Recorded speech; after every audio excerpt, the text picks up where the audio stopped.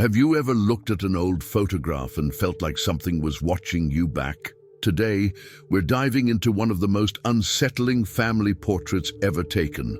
A simple image from 1904 that turned an entire town's understanding of reality upside down. What you're about to hear isn't just another ghost story, it's a real mystery that remains unsolved to this day. If you enjoy this kind of content, don't forget to leave a like. It really helps the channel grow. The autumn of 1904 arrived in Briarwood, Massachusetts with unusual force. Cold winds swept through the narrow streets of the small industrial town, rattling windows and scattering dead leaves across cobblestone paths. The town, built around a textile mill that employed most of its 2,000 residents, had always been quiet, predictable, and unremarkable. That changed on October 15th, when photographer Edmund Price developed what should have been an ordinary family portrait. Edmund had operated his photography studio on Main Street for nearly 12 years. His shop sat between the general store and the post office, a modest establishment with large windows that let in the precise amount of natural light he needed for his work. He was known throughout Briarwood as a meticulous craftsman who took pride in capturing families at their best: christenings, weddings, anniversary celebrations. His portfolio hung on the studio walls, dozens of stiff, formal portraits typical of the era. The Whitmore family had scheduled their appointment 3 weeks prior. Thomas Whitmore, a foreman at the mill, and his wife Catherine had welcomed triplets earlier that year, an extraordinary event that made them something of a local sensation. Triplets were rare enough, but all 3 boys had survived their first 6 months, which was nearly miraculous given infant mortality rates of the time. The town had celebrated the births, and now the Whitmores wanted to commemorate their growing family with a professional photograph. Edmund remembered the session clearly. The family arrived precisely at 2 o'clock on a Thursday afternoon. Catherine carried 1 infant, while Thomas held the other 2, their older daughter Mary, age 7, walking beside them. The babies were dressed in matching white gowns, their faces scrubbed pink, hair combed smooth. They seemed healthy, alert, their eyes bright with the curiosity of infancy. The photographer positioned them in his studio's portrait area, a section with a painted backdrop depicting a pastoral scene, common for the period. Thomas and Catherine sat in ornate chairs, while Mary stood between them, one hand resting on her mother's shoulder. The 3 babies were arranged in a row on a cushioned bench in front of their parents, supported by pillows to keep them upright. Edmund worked efficiently. He adjusted the lighting, ensuring the newfangled electric lamps he'd recently installed would complement the natural afternoon sun streaming through the windows. He checked his camera, a large format device that required subjects to remain perfectly still for several seconds during exposure. The Whitmores cooperated beautifully. Even the babies seemed unnaturally calm, barely moving as Edmund disappeared beneath his black cloth to frame the shot. "Hold very still," he instructed, his voice muffled by the fabric. "This will only take a moment." The exposure took approximately 8 seconds. The family remained frozen in place, breathing shallowly, eyes fixed on the camera lens. When Edmund emerged and announced they were finished, Catherine let out a relieved breath. The babies had been perfect. No crying, no squirming. It seemed like divine providence. Edmund promised the photographs would be ready in 1 week. The Whitmores paid their deposit and left, Thomas carrying 2 infants while Catherine managed the 3rd and kept Mary close. They seemed pleased, excited to see how the portrait would turn out. What Edmund discovered 5 days later, alone in his darkroom, would haunt him for the rest of his life. The development process was routine. Edmund had done it thousands of times, carefully immersing the glass plate negative in chemical baths, watching as the ghostly image gradually appeared, then fixing it to prevent further exposure. He worked by the dim red glow of his safety lamp, the sharp smell of chemicals filling his nostrils. The Whitmore portrait emerged slowly from the developer tray. Edmund could make out the shapes first. The parents seated, Mary standing, the 3 infants in front. Everything appeared normal. The exposure was good, the focus sharp. He lifted the plate carefully, holding it up to examine it more closely in the red light. That's when he saw it. The third baby, the one positioned on the right side of the bench, looked different from his brothers. While the other two infants stared blankly at the camera with the typical unfocused gaze of 6-month-olds, this child's eyes seemed to pierce directly through the lens. More disturbing was the expression. Where babies should show innocence, curiosity, or simple vacancy, this infant's face held something else entirely. Edmund's hands began to shake. He set the plate down, rubbed his eyes, and looked again. The image hadn't changed. The third baby's eyes appeared fully aware, intensely focused, with an expression that seemed far too knowing, too ancient for an infant. The child wasn't smiling or crying. Its face held a neutral expression that somehow felt wrong, as though something was looking out from behind those infant features. The photographer had seen thousands of baby portraits. He knew how infants looked in photographs, sometimes crying, sometimes sleeping, often with unfocused eyes that gazed at nothing in particular. This was different. This was deliberate. This was aware. Edmund spent the next hour examining the negative from every angle. He checked for flaws in the glass, chemical stains, anything that might explain what he was seeing. Everything appeared normal except for that one disturbing detail, the third baby's expression. He made several test prints, hoping the anomaly would disappear in the positive images. It didn't. If anything, it became more pronounced. By the time Edmund locked his studio that evening, he had made a decision. He would show the photographs to Thomas and Catherine Whitmore, but he would also consult with Dr. Harrison Blackwell, the town's physician and one of the few people in Briarwood with scientific training who might offer a rational explanation. If you're enjoying this story so far, leave a like and subscribe to the channel. It helps me keep bringing you these mysteries. What Edmund didn't know was that the Whitmore photograph would be just the beginning. Within days, others who had visited the same location where the portrait was taken would come forward with their own disturbing experiences. And the questions surrounding that third baby's expression would lead investigators to uncover a history that Briarwood had tried desperately to forget. Dr. Harrison Blackwell arrived at Edmund Price's photography studio at 8 o'clock the following morning. The physician was a lean man in his early 50s with graying hair and wire-rimmed spectacles that constantly slid down his nose. He had practiced medicine in Briarwood for 23 years and prided himself on his rational, scientific approach to problems. When Edmund had sent an urgent message requesting his expertise regarding a medical oddity in a photograph, Harrison's curiosity had been piqued. Edmund led him into the darkroom, where he had pinned several prints of the Whitmore family portrait to a drying line. Under the electric light, the images were even more disturbing than they had appeared in the red glow the previous evening. Harrison studied the photographs in silence for several minutes, leaning close, then stepping back, tilting his head at different angles. Finally, he removed his spectacles and cleaned them methodically with a handkerchief, a habit Edmund recognized as the doctor's way of buying time to think.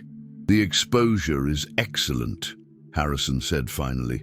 "The focus, the composition, all technically sound, and yet—" He trailed off, putting his spectacles back on and leaning in once more. "That expression is remarkable. I've examined hundreds of infants in my practice, Mr. Price, and I've never seen one look quite like that. It's almost as though he's aware," Edmund finished quietly. "As though he knows something." Harrison nodded slowly. "I hesitate to say it, but yes, that's precisely the impression it gives. However, we must remember that photographs can be deceiving. The human mind is prone to pareidolia, seeing patterns and meaning where none exist. Perhaps it's simply an unfortunate coincidence of light and shadow combined with the exact moment of exposure." Edmund wanted to believe that. He desperately wanted a rational explanation. But something in his gut told him this was different. "There's something else you should know," Edmund said. The portrait was taken at the Whitmore estate. They asked specifically to have it done there rather than in my studio. Thomas Whitmore inherited the house from his uncle last spring, the old Keswick place on Thornhill Road.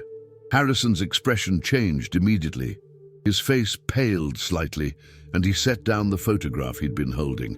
The Keswick estate, are you certain? Absolutely certain. They insisted, said they wanted to commemorate the baby's first months in their new home. The doctor walked to the window, staring out at the morning traffic on Main Street.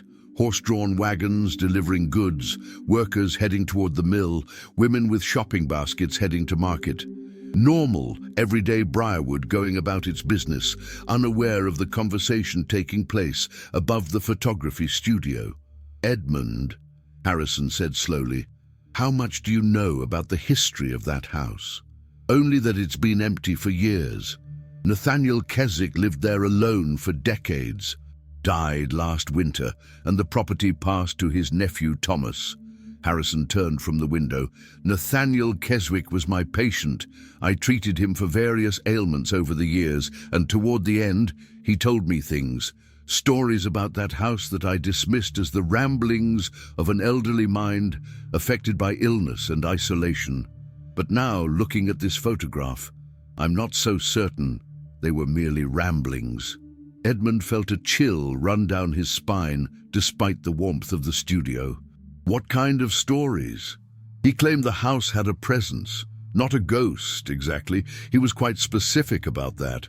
Something else, something that watched. He said it had been there since the house was built in 1847, perhaps even before. He told me that every family who had lived there eventually experienced episodes, moments when they felt observed, when they saw things that couldn't be explained, when photographs and mirrors showed things that shouldn't be there. The photographer thought about the Whitmore session. The babies had been unnaturally calm. The whole family had seemed almost entranced during the exposure. At the time, Edmund had been grateful for their cooperation. Now he wondered if something else had been at work. "Did Keswick ever provide evidence?" Edmund asked. "Proof of these claims?" "Not in any scientific sense, but he showed me photographs once. Family portraits, casual snapshots, images taken throughout the house's history. And in several of them, there were anomalies, shadows where there should be none, reflections that didn't match the scene, faces in windows when the house was supposed to be empty." Harrison pulled a small notebook from his jacket pocket, flipping through pages covered in tight, precise handwriting. "I documented everything he told me, though I never truly believed it. Keswick claimed that whatever resided in that house had a particular interest in children. Not harmful, exactly, but intensely curious.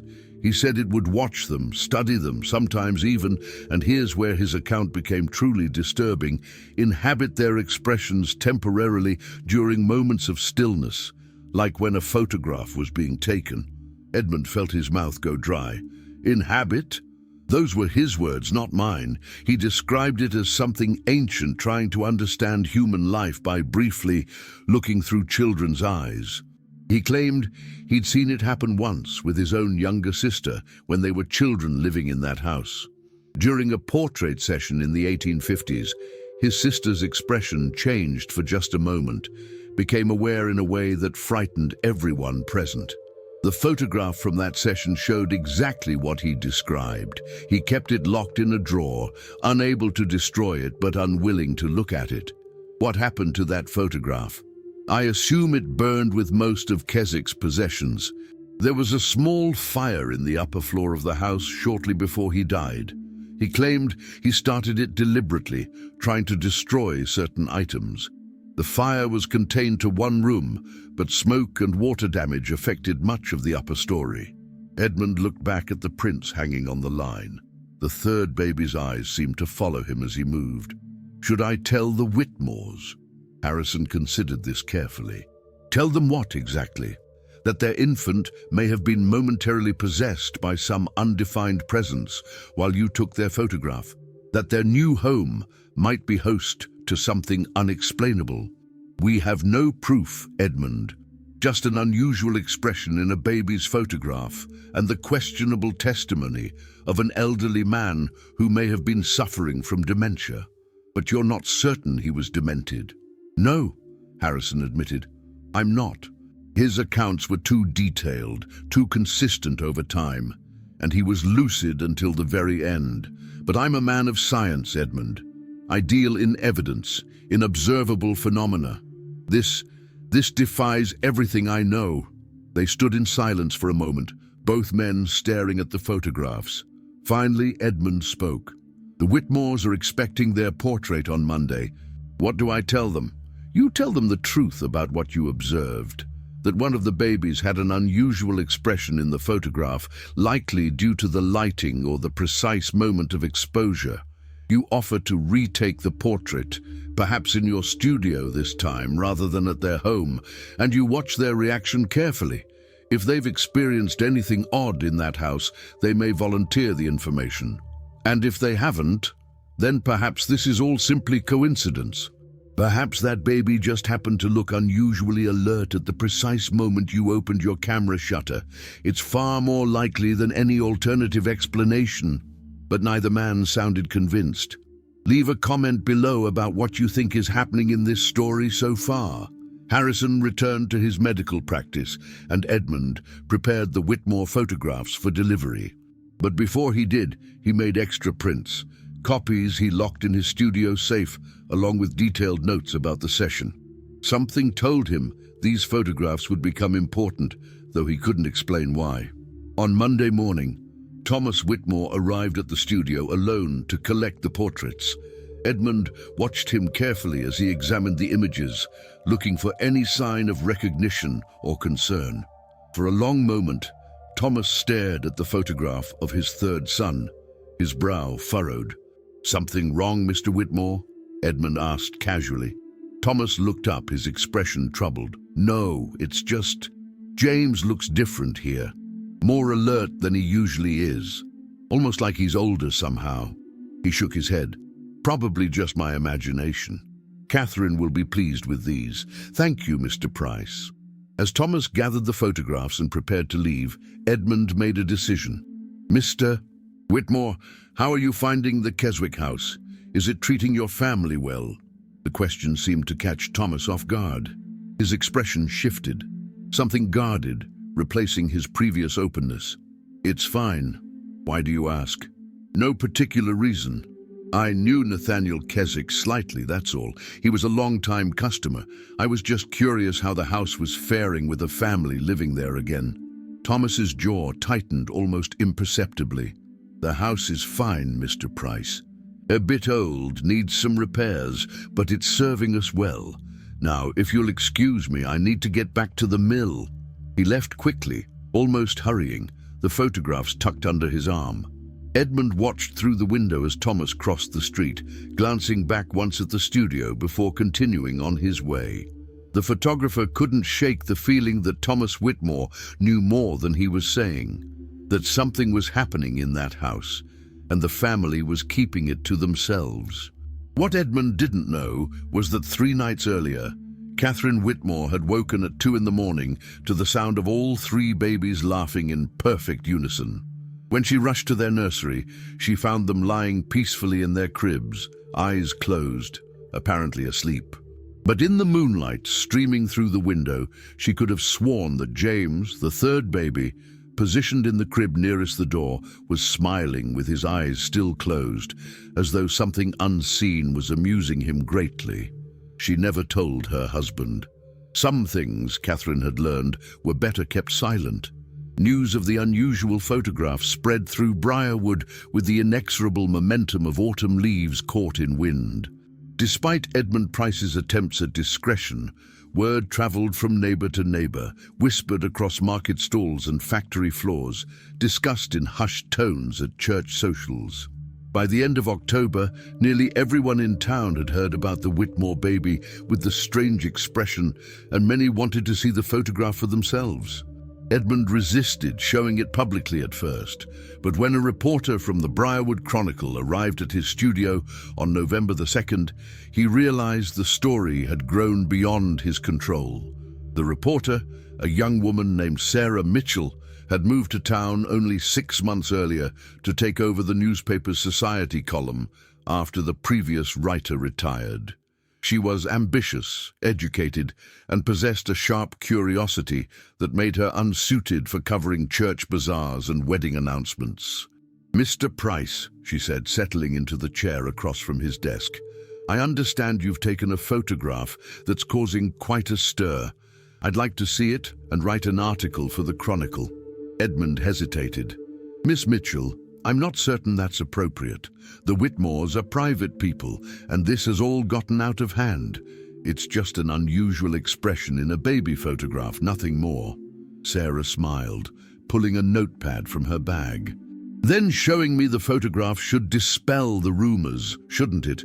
People are saying the baby looks possessed. Others claim it shows proof of spirits. Some are even suggesting the Whitmores should leave their house.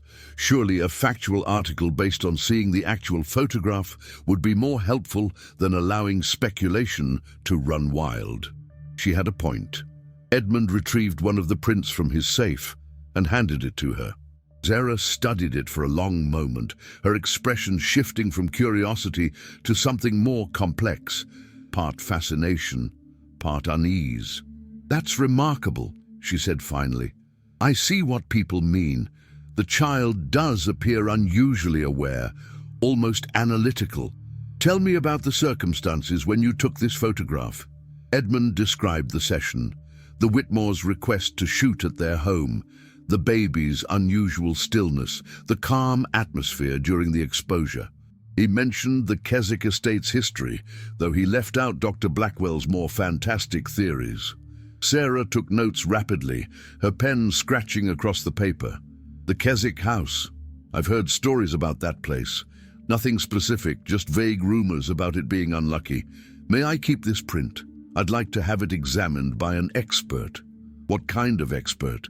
"There's a professor at Boston University, Dr. Marcus Chen, who studies optical phenomena and photographic anomalies. He's published several papers on how camera mechanics and chemistry can create unusual effects in photographs. If there's a technical explanation for this image, he would know." Edmund agreed, relieved that someone with scientific credentials might provide a rational answer. Sarah left with the photograph, promising to return it after Dr. Chen's examination. 3 days later, she was back with surprising news. Dr. Chen had studied the photograph extensively and found no technical flaws. The exposure was perfect, the chemistry sound, the glass plate negative free from defects. Whatever had caused the third baby's unusual expression, it wasn't a photographic error. The child had actually looked that way during the 8-second exposure. "Dr. Chen suggested one possibility," Sarah said. "He mentioned that some infants experience what he called transient hyper-awareness, brief moments of unusual alertness that pass quickly. He's documented a few cases, though he admits this photograph shows an extreme example. Did he find it disturbing?" Sarah met his eyes directly. "He found it fascinating, Mr. Price, and yes, I think it troubled him, though he wouldn't say so officially. He asked if he could study the child directly. I told him I'd inquire with the family. I doubt they'd agree to that." "Perhaps not, but there's something else." Sarah pulled out several sheets of paper covered in her handwriting. "I started researching the Keswick house after our last conversation. The property records go back to 1847, when it was built. And I discovered something interesting. Every family that's lived there for more than a year has reported unusual experiences, particularly involving their children." She spread the papers across Edmund's desk. "The original owners, the Hartford family, moved out after 3 years. Their daughter claimed to see the watching man in her bedroom. The Bishops lived there from 1853 to 1861. Their son sleepwalked repeatedly, always ending up in the same room on the 3rd floor, always facing the same corner. The Yates family lasted only 8 months. They never publicly stated why they left, but I found a letter from Mrs. Yates to her sister in the Historical Society archives. She wrote about her baby daughter laughing at empty spaces and reaching toward things that weren't there. Edmund felt cold. How many families? 7 before the Keswick family took ownership in 1872. The Keswicks stayed longer than anyone, Nathaniel's parents until they died, then Nathaniel alone. But according to town records, Nathaniel's younger sister disappeared in 1881. She was 12 years old. There was a brief search, but no trace was ever found. The official assumption was that she ran away, but you don't think so. I think something happened to her in that house. I think whatever's there has been there for nearly 60 years, and it's particularly interested in children. If you're finding this mystery compelling, don't forget to like and subscribe. Your support helps me continue investigating stories like this. Sarah's investigation became more intense over the following week. She interviewed elderly residents who remembered the various families that had lived in the Keswick house. She searched through old newspaper archives, finding brief mentions of odd occurrences: a child found wandering outside the house at midnight with no memory of leaving her bed, a birthday party that ended abruptly when all the children simultaneously claimed to see someone standing in an upstairs window of the empty house. She also attempted to interview the Whitmores directly. Catherine answered the door but refused to discuss the photograph or their experiences in the house. She was polite but firm, closing the door after a brief conversation. Thomas Whitmore stopped Edmund on the street 2 days later, his face tight with anger. "Mr. Price, I'd appreciate it if you'd stop showing that photograph around town. My family is being harassed. People stare at my sons when Catherine takes them out. Some women have crossed the street to avoid us. Whatever you think you captured in that image, it's causing real harm to real people." Edmund apologized sincerely. He hadn't wanted any of this, but Thomas's next words stopped him cold. "And if Miss Mitchell approaches my family again, I'll be contacting the authorities. We chose that house because it was affordable and large enough for our growing family. What happened in the past has nothing to do with us. The photograph simply captured an odd expression. That's all. There's nothing unusual about our home, and there never has been." Thomas walked away before Edmund could respond. But the photographer noticed something that Thomas probably didn't realize he'd revealed. He'd said, "What happened in the past has nothing to do with us," implying he knew something had happened. And he'd said, "There's nothing unusual about our home," with the emphasis of someone trying to convince himself as much as others. Meanwhile, Dr. Blackwell conducted his own quiet investigation.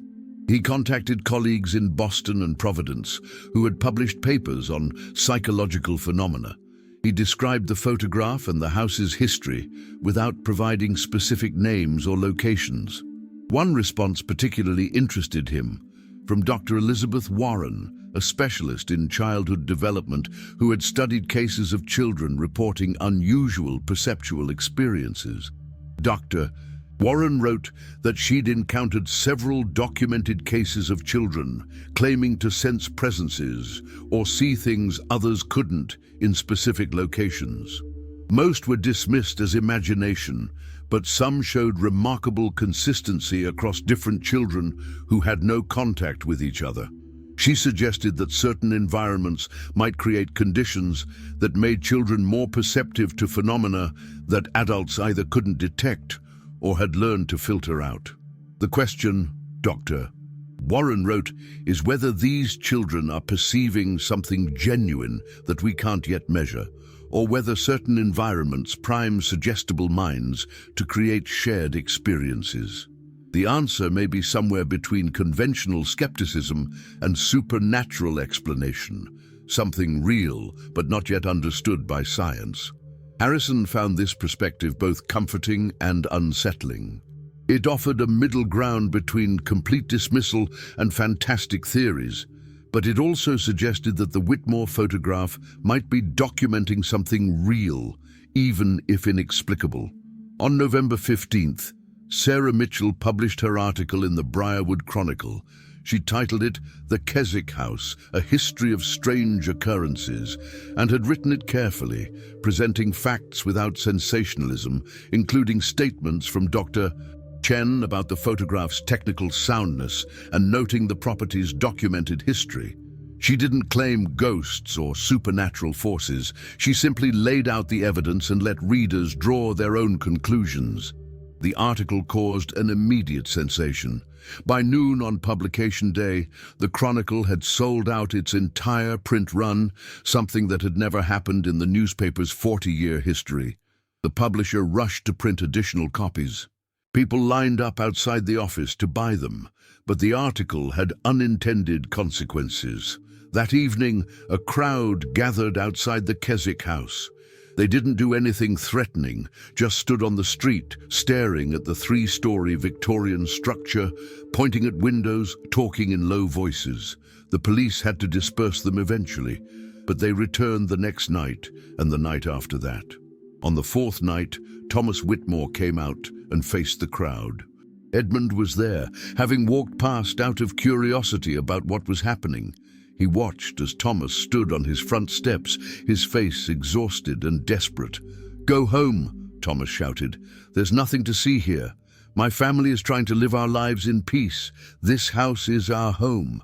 Whatever you think you know, whatever you believe, you're frightening my wife and disturbing my children. Please, just leave us alone." The crowd dispersed slowly, shamefaced. But Edmund noticed that several people took one last long look at the house before leaving, their faces filled with a mixture of fear and fascination. And he saw something else. In one of the 3rd-floor windows, a curtain moved slightly, as though someone had been watching the entire scene from above. But the Whitmores, Edmund knew, only used the first 2 floors. The entire 3rd floor, damaged by Nathaniel Keswick's fire, remained sealed and unused. December brought early snow to Briarwood, blanketing the town in white and muffling the usual sounds of daily life. The crowds outside the Keswick house had finally stopped, discouraged by the weather and by the lack of any dramatic occurrences to justify their vigil. Life seemed to return to normal, though the strange photograph remained a topic of quiet conversation in homes and shops throughout town. Edmund Price had developed a routine of walking past the Keswick house every few days, though he couldn't explain exactly why. Perhaps it was guilt over the attention his photograph had brought to the Whitmore family. Perhaps it was simple curiosity, or perhaps it was something else, a nagging feeling that the story wasn't finished, that something was still unfolding behind those Victorian walls. On December 18th, his instinct proved correct. He was walking home from his studio just after sunset when he saw Dr. Harrison Blackwell's carriage standing outside the Keswick house, the horse stamping nervously in the cold. Edmund quickened his pace, arriving just as Harrison emerged from the front door, his medical bag in hand, his face grave. "Harrison, what's happened? Is someone ill?" The doctor paused on the steps, clearly debating whether to answer. Finally, he gestured for Edmund to follow him to his carriage, away from the house's windows. "One of the triplets had an episode this evening," Harrison said quietly. "The 3rd one, James, the baby from your photograph. Catherine found him standing in his crib, which should be impossible at 6 months old. She says he was staring at the corner of the nursery and laughing. When she picked him up, he felt cold, despite the room being warm. And his eyes..." Harrison paused. "She said his eyes looked different, more focused than a baby's eyes should be. Is he all right now?" "Physically, he seems fine. Temperature normal, responsive, showing typical infant behavior. But Catherine is terrified, and frankly, I don't blame her. This is the 3rd incident this week. The babies have been waking simultaneously at odd hours, all facing the same direction in their cribs. And Catherine swears she's heard footsteps on the 3rd floor, which is supposed to be empty." Edmund felt his stomach tighten. "Have they considered leaving?" Thomas refuses. He says they can't afford to lose this house. He put everything they had into purchasing it from the estate. If they leave, they'll have nowhere to go. And he's convinced himself that these are all coincidences, that Catherine is overwrought from caring for triplets, that I'm seeing patterns where none exist. "But you don't believe that?" Harrison looked back at the house, his expression troubled. "No, Edmund, I don't. I've been a physician for over 2 decades. I know the difference between a concerned mother's imagination and genuine cause for alarm. Something is happening in that house, something connected to what you captured in your photograph. Then we need to do something. We need to convince Thomas to take his family somewhere safe, at least temporarily. But Harrison shook his head. On what grounds? What evidence can we present that wouldn't sound like superstitious nonsense? A baby with an unusual expression in a photograph, feelings of being watched, coincidental behaviors that could all be explained rationally. No court would remove a family from their home based on such things, and Thomas would be within his rights to refuse any interference. Edmund knew the doctor was right, but the helplessness frustrated him. Then what do? We watch, we document, and we hope that whatever's in that house is simply curious, not dangerous. Sarah Mitchell arrived in Briarwood the next morning, summoned by a telegram from Edmund. She had continued her research from Boston, corresponding with historians and paranormal researchers, though she'd been careful not to publish anything further about the Keswick house after seeing the distress her first article had caused. The three of them met at Harrison's office to share information. Sarah had uncovered more about the house's history, going back before its construction to the land itself. The property where the Keswick house stands was part of a larger tract owned by the Thornhill family in the early 1800s, Sarah explained, spreading maps and old property records across Harrison's desk. In 1823, the Thornhills built a small cottage there for their groundskeeper and his family. The groundskeeper had a daughter, age 8, named Elizabeth. According to local records, Elizabeth went missing in November of that year. There was a search, but she was never found. You think she died on that land? Edmund asked. I think something happened there, yes. The cottage was torn down in 1845, 2 years before the Keswick house was built. But here's what's interesting. I found a diary entry from Margaret Thornhill, the family matriarch, written a week after Elizabeth disappeared. She wrote, "The child is gone, but something remains. I feel it watching from the place where the cottage stood. We should never have built there. The land remembers." Harrison removed his spectacles, cleaning them methodically. You're suggesting the presence isn't connected to the house, but to the land itself, that it preceded the structure. I'm suggesting that whatever's there has been there for a very long time. Perhaps it was drawn to Elizabeth in 1823. Perhaps it's been there even longer. The Keswick house just happens to be the current structure on that spot. And it's particularly interested in children, Edmund added. Every account mentions children experiencing things that adults don't, seeing things, feeling things, behaving in unusual ways. They sat in silence for a moment, contemplating the implications. Finally, Harrison spoke. The question remains, what do we do with this information? We can't force the Whitmores to leave. We can't even prove that anything supernatural is occurring. We have historical coincidences and unusual incidents, but nothing concrete. Sarah had been thinking about this. What if we documented everything thoroughly, created a complete record of the house's history, the photograph, the current events, not for publication but as evidence? If something serious happens, if the Whitmores finally decide to leave, or if the situation escalates, we'll have documentation that might help others understand what they're dealing with. It was decided. Over the next 2 weeks, they compiled everything they had found. Sarah wrote a comprehensive history of the property. Harrison documented his medical observations and conversations with the Whitmores. Edmund contributed prints of the photograph along with his detailed notes about the session. They sealed everything in a metal box and deposited it with the town clerk, with instructions that it should be made available to any future residents of the property or to researchers investigating similar phenomena. Christmas came and went quietly in Briarwood.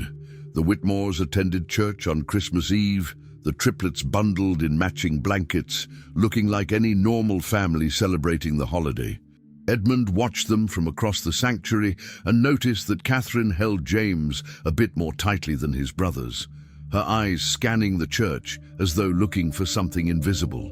After the service, as people filed out into the snowy night, Edmund approached them. "Mr. and Mrs. Whitmore, I want to apologize again for all the trouble my photograph caused your family. I hope you're settling in well at your new home." Catherine's expression softened slightly. "Thank you, Mr. Price. It's been an adjustment, but we're managing." Thomas nodded curtly and began to lead his family away, but Catherine hesitated. For a moment it seemed like she might say something more. Her eyes met Edmund's, and he saw fear there, deep and genuine. But then Thomas took her arm gently, and the moment passed. They walked away into the snow, the three babies quiet in their parents' arms. Edmund never learned what Catherine had almost said, but he thought about that look in her eyes many times in the years that followed. January brought a brutal cold snap to Massachusetts. Temperatures plummeted, and the mill had to shut down for a week due to frozen equipment. The Whitmores, like everyone in Briarwood, hunkered down to wait out the weather. On January 15, 1905, a fire broke out in the Keswick house at 3 o'clock in the morning. The flames started on the third floor, the same area damaged by Nathaniel Keswick's fire the previous year. By the time neighbors noticed the glow and raised the alarm, the entire top story was engulfed. The volunteer fire brigade responded quickly, but the frozen water made fighting the blaze difficult. They managed to contain it before it spread to the lower floors, but the third story was completely destroyed, and the second floor sustained heavy smoke and water damage. The Whitmores escaped safely. Thomas carried 2 babies, while Catherine clutched James and 7-year-old Mary's hand. They stood in the street, watching their home burn, the orange flames reflecting off the snow. Neighbors brought blankets and offered shelter, but Catherine wouldn't move. She stood transfixed, staring up at the burning third floor. Edmund arrived with Dr. Blackwell just as the fire brigade declared the blaze under control.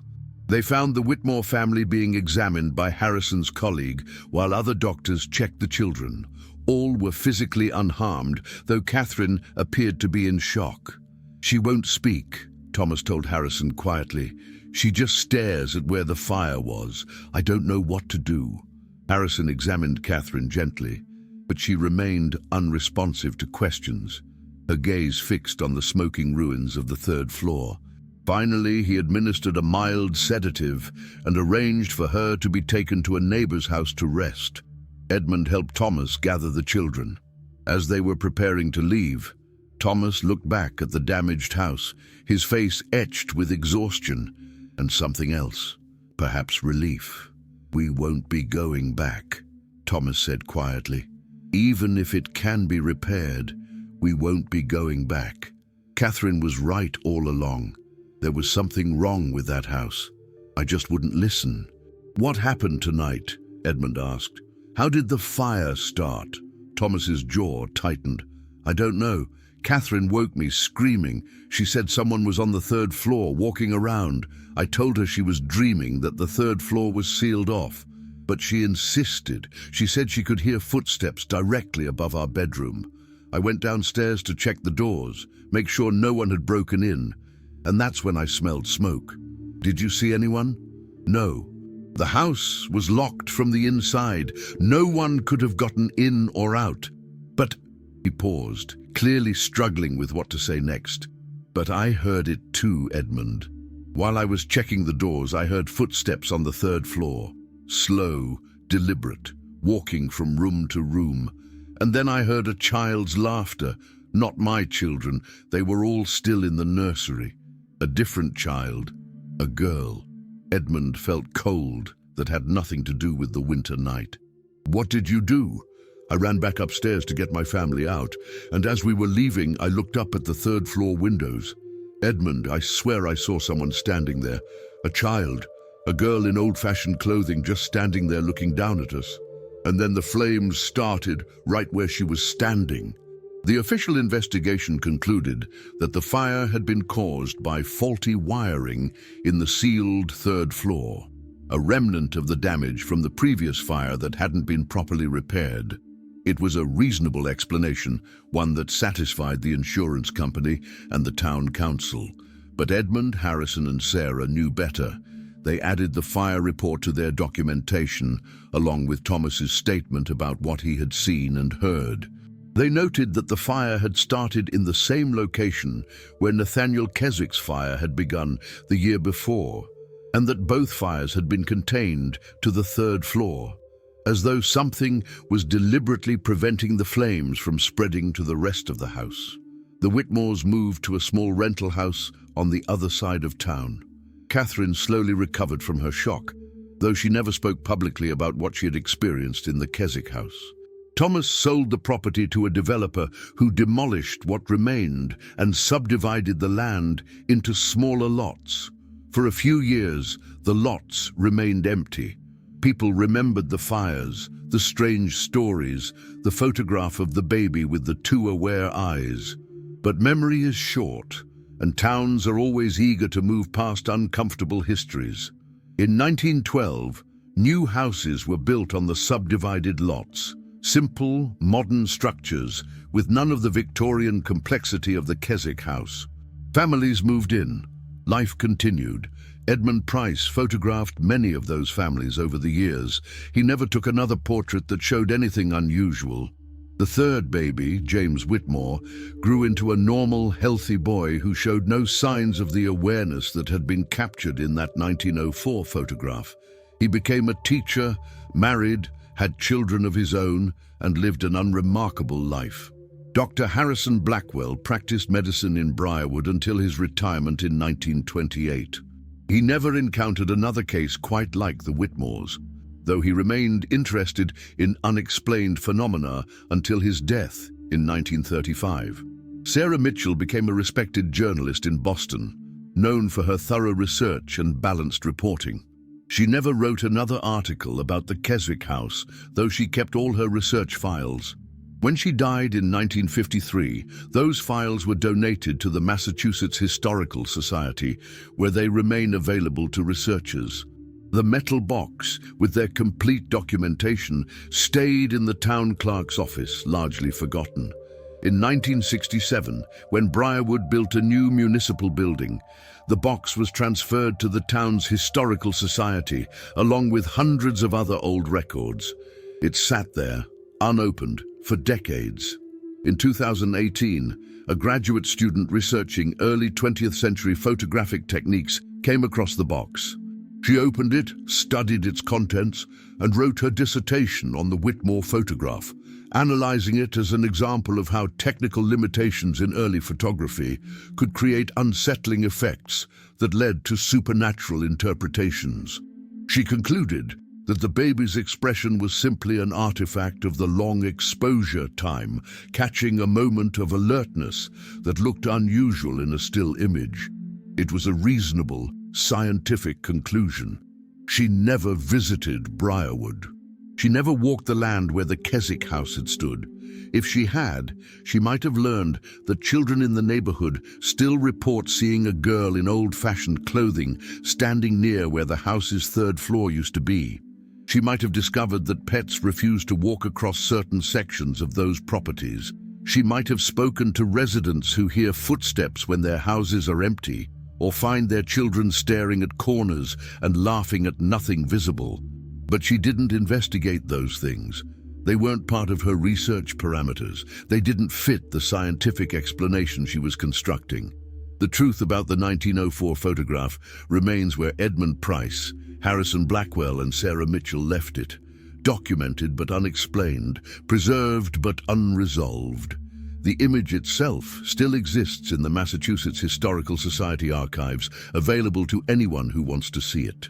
The third baby still stares out from that century-old print with eyes that seem far too knowing, far too aware. And on the land where the Keswick house once stood, something still watches. Children still sense it. Animals still fear it. Photographs taken there occasionally show anomalies that experts dismiss as technical glitches or tricks of light. Some mysteries are solved. Some are explained away. And some simply persist, waiting in the spaces between rational explanation and undeniable experience, neither fully proven nor completely dismissed. The Whitmore photograph belongs to that final category. It remains what it has always been, a moment captured on glass and paper, showing either an unusual coincidence of infant expression and camera timing, or something far stranger looking out through a baby's eyes for 8 seconds in October 1904. Which interpretation you choose probably says more about what you're willing to believe than about what the photograph actually shows. But on cold winter nights in Briarwood, when people walk past the modern houses built where the Keswick estate once stood, some still quicken their pace without quite knowing why. And parents whose children play near those properties sometimes find themselves calling their kids inside earlier than necessary, responding to an unease they can't rationally explain.